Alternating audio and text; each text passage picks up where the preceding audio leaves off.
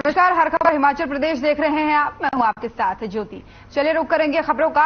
शिमला में आनंदपुर में centre for science learning and creativity का उद्घाटन हुआ।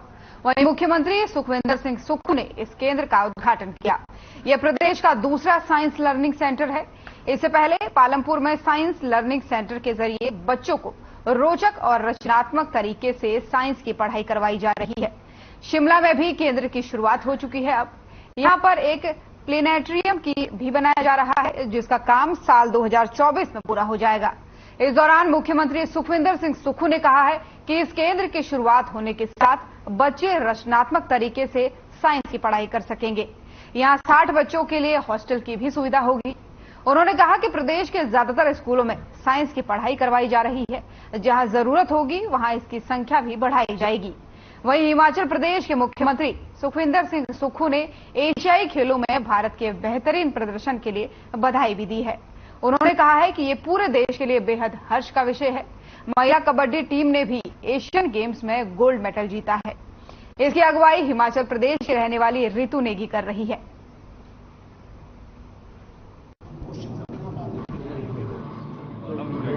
स्टेट म्यूजियम है, साइंस म्यूजियम, पहला पालमपुर में और दूसरा आज इसका शुभारंभ यहाँ अनंतपुर में हुआ।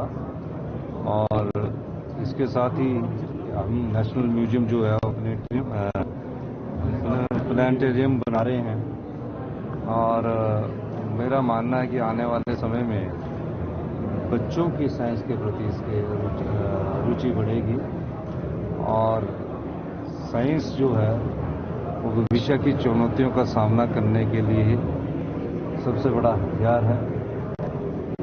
हिमाचल में हमारे जो बेटियां हैं वो ज़्यादा साइंस पढ़ती है। हम चाहते हैं कि जो हमारे जो छात्र है वो भी साइंस में अधिक रुचि ले और इस प्रकार के म्यूजियम से उन्हें प्रेरणा मिले। देश के जो भी खिलाड़ी हमारे एशियन गेम्स में गए हैं उन्होंने जितने भी पदक जीते। Himachal Pradesh pensioner welfare association ने प्रदेश सरकार से पेंशनर की देनदारियों को जल्द देने की मांग की है। एसोसिएशन ने सुखविंदर सिंह सुक्खू से भी मुलाकात करके पेंशनर के मसलों को हल करने के लिए जेसीसी गठन की मांग की है। Himachal Pradesh pensioner welfare association के अध्यक्ष आत्माराम ने कहा है कि सीएम ने उन्हें जल्द जेसीसी का गठन करने की बात कही है। इसके अलावा छठे वेतन आयोग के लाभ का बकाया 80% पेंशन भोगियों को दिया जाए। लंबे समय से लंबित महंगाई भत्ते का 4% की दर से भुगतान किया जाए। 1 जनवरी 2016 के बाद से जो सेवानिवृत्त हुए कर्मचारियों की पेंडिंग देनदारियां भी दी जाए। उन्होंने कहा कि हर जिले में जेसीसी होनी चाहिए और पेंशनर वेलफेयर एसोसिएशन ने सीएम आपदा राहत कोष में 11 करोड़ 30 लाख दिया है। आगे भी मदद की जरूरत हो तो एसोसिएशन दान देगी।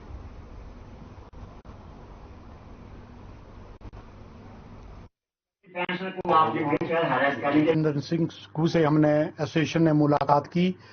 इस मुलाकात में हमारे पास सीनियर वाइस प्रेसिडेंट जो थे हमारे वो उपस्थित थे। कांगड़ा से सुरेश ठाकुर थे, हरिदत्त शर्मा जी जो थे हमारे सिरमौर थे, वाइस प्रेसिडेंट कुल्लू से थे और जॉइंट सेक्रेटरी थे हमारे। और वो एक हमारी पंचकुला यूनिट भी है। हर डिस्ट्रिक्ट में तो हमारी पेंशनर एसोसिएशन है ही है, पर कुछ एक पेंशन मंत्री ने कल ये घोषणा कर दी है कि पेंशनर के लिए जेसीसी का गठन जल्दी किया जाएगा। और इसके साथ साथ माननीय मुख्यमंत्री ने ये भी है कि ऑल इंडिया लेवल पे पेंशनर दिवस 17 दिसंबर को मनाया जाता है। तो हम ये पेंशनर दिवस जो है इस बार भी स्टेट लेवल का मनाएंगे। इसके मुख्य अतिथि हमारे माननीय मुख्यमंत्री होंगे। हिमाचल प्रदेश भवन, सड़क और अन्य निर्माण मजदूर यूनियन संबंधी सीटू ने श्रमिक कल्याण बोर्ड में मंडी जिला कार्यालय के बाहर धरना प्रदर्शन किया। श्रमिक कल्याण बोर्ड अधिकारी के माध्यम से मुख्य कार्यकारी अधिकारी और प्रदेश सचिव को ज्ञापन सौंपा। निर्माण मजदूर यूनियन संबंधी सीटू ने मांग की है कि राज्य श्रमिक कल्याण बोर्ड द्वारा पिछले 3 वर्षों से रोके हुए लाभ तुरंत जारी कर दिए जाए।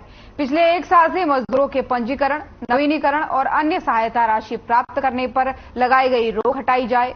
मनरेगा मजदूरों को राज्य श्रमिक कल्याण बोर्ड से बाहर करने का फैसला वापस लिया जाए। उन्होंने कहा कि यदि इन मांगों को पूरा नहीं किया जाता है तो आंदोलन का रास्ता अपनाया जाएगा। आज ये जो वेलफेयर बोर्ड के दफ्तर के बाहर जो प्रदर्शन हो रहा है, ये प्रदर्शन मनरेगा और निर्माण मजदूरों की जो हिमाचल प्रदेश की जो इकाई है उसके माध्यम से इसका आह्वान किया गया था। उसके बैनर तले जो तो धरना दिया जा रहा है। इसमें मुख्यतः मांग ये है कि जो निर्माण मजदूरों को और मनरेगा मजदूरों को जो लाभ मिलते थे उन लाभों को वेलफेयर बोर्ड ने पिछले 3 सालों से रोका हुआ है। मुख्य मांग ये है कि वो जो लाभ है उन लाभों को जो पिछले 3 साल के लंबित लाभ है। सुखविंदर सिंह सुक्खू ने प्रदेश में एक तरफ जहां व्यास नदी के किनारों पर स्टोन क्रशर को बंद कर रखा है तो वहीं कुल्लू से मनाली व्यास नदी के किनारे में अपने चहेतों को आपदा प्रबंधन के नाम पर विभिन्न स्थान खनन करने के लिए आवंटित किए गए हैं। ये बात बीजेपी प्रदेश उपाध्यक्ष और पूर्व मंत्री गोविंद सिंह ठाकुर ने कही है। उन्होंने कहा है कि प्रशासन द्वारा बताया जा रहा है कि विभिन्न ग्राम पंचायतों द्वारा इन स्थानों पर इकट्ठा हुई रेत बजरी को उठाने का आग्रह किया है, जबकि ये बात तथ्य से परे है। पूर्व मंत्री गोविंद सिंह ठाकुर ने कहा है कि ग्राम पंचायत बंदरोल के लोगों द्वारा इस क्षेत्र में किए जा रहे खनन के बारे में उपायुक्त कुल्लू को भी प्रस्ताव दिया है। वहीं दूसरी तरफ बबेली और आसपास के क्षेत्रों के ग्रामवासी भी इसका विरोध कर रहे हैं।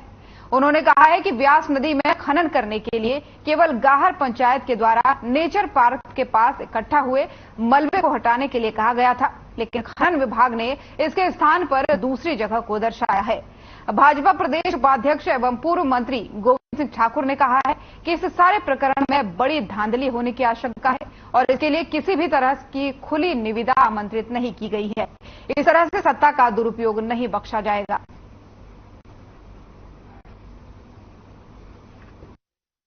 एक तरफ तो सरकार ने ये कहा कि जितने स्टोन क्रशर्स हैं, ये कहा जो ब्यास नदी के किनारे और नालों के किनारे हैं, सबके सब बंद करके रखे हैं और जिसके कारण से आज ग्राम पंचायतों के काम ठप है, लोक निर्माण विभाग के काम नहीं चल रहे हैं, बिजली बोर्ड के काम नहीं चल रहे हैं, जल शक्ति विभाग के काम नहीं चल रहे हैं और जो लोग अपने घर बना रहे हैं, अपनी कंस्ट्रक्शन कर रहे हैं, उन सबको रेत और बजरी मिल नहीं रहा है।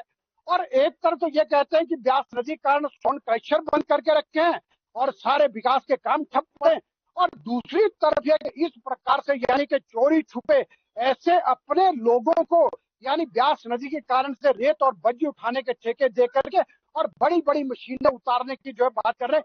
यानी ये मान सकते हैं कि जनता भी समझ रही कि कांग्रेस को लोग किस प्रकार की राजनीति कर। वहीं शिमला में बीजेपी प्रवक्ता और विधायक बलबीर वर्मा ने कहा है कि हैरानी की बात है कि प्रधानमंत्री नरेंद्र मोदी ने अटल टनल का उद्घाटन कर टनल को देश की जनता को समर्पित किया। आज कई सालों बाद उसकी पट्टिका को बदलने की बात की जा रही है। ये नई परंपरा कांग्रेस सरकार द्वारा चलाई गई है, जो कि गलत और जनता की भावनाओं के विरुद्ध है। उन्होंने कहा कि हम यूनिवर्सल कार्टून का समर्थन करते हैं। गांव के लोग भोले होते हैं, उनको सरकार का साथ देना चाहिए। उनमें भय का एक वातावरण पैदा करना चाहिए।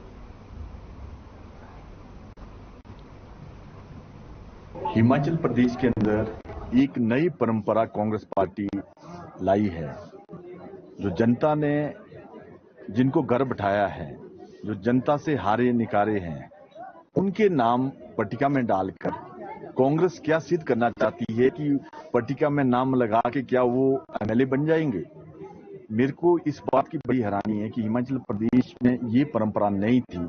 जो जनता के प्रतिनिधि चुने हुए नहीं थे, उनके नाम आज से पहले कभी भी पट्टिका में नहीं लगे हैं।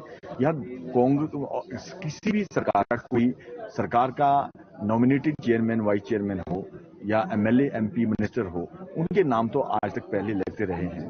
पर ये जो हारे हुए हैं, ये पहली बारी परंपरा ये चलाई है।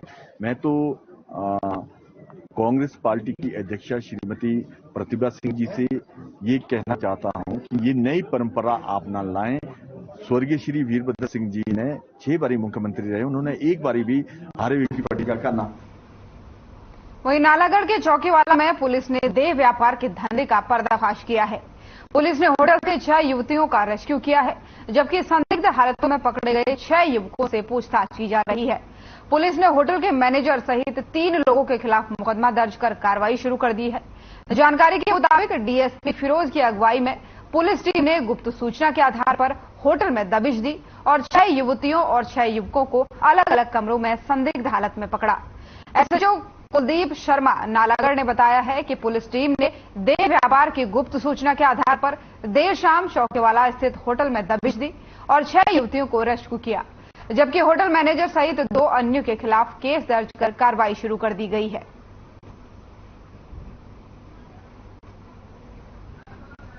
होटल गडोरा का है, आज शाम का टाइम था, गश्त पे था, तो मेरे को मुख्तर से खास से सूचना मिली कि अभी अगर आप एक्शन करें तो वहां पे काफी वेश्यावृत्ति हो रही है और आपको बड़ी सफलता मिलेगी, जिसपे मैंने कार्रवाई की है।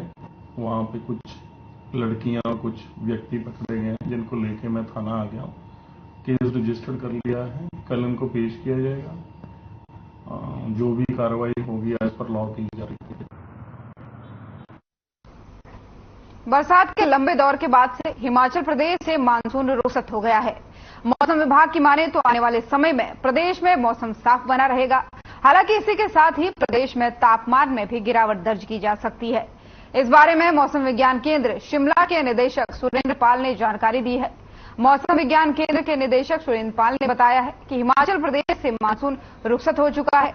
आने वाले दिनों में प्रदेश में मौसम के साफ बने रहने की उम्मीद है। इसके अलावा उन्होंने बताया है कि बीते सालों के मुकाबले इस बार प्रदेश में सामान्य से 20% ज्यादा बारिश दर्ज की गई है। ऐसे में प्रदेश भर में लैंडस्लाइड, फ्लैश फ्लड जैसी घटनाएं भी हुई है, जिसने प्रदेश में भारी नुकसान पहुंचाया है।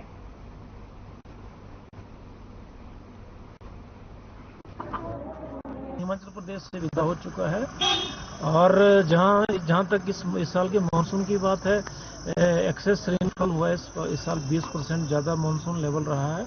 और जुलाई और अगस्त में जैसे पहले भी हमने बताया कि अभूतपूर्व बारिशें हुई हैं करीब 1980 के बाद। ये साल ऐसा रहा जब सबसे ज़्यादा बारिश हुई है 2023 में। इसके साथ साथ में कई रिकॉर्ड ब्रेकिंग बारिशें जो हैं जुलाई और अगस्त में देखने को मिली हैं, जिससे लैंडस्लाइड बहुत हुए, फ्लैश फ्लड रहे, जान माल का भी नुकसान हुआ। तो कुल मिला के मानसून अलग रहा और मुख्य बात यह रही कि इस साल के मानसून में रेनफॉल रेट जो होता है, जो कि प्रति घंटा बारिश का दर होता है, वो काफी ज्यादा।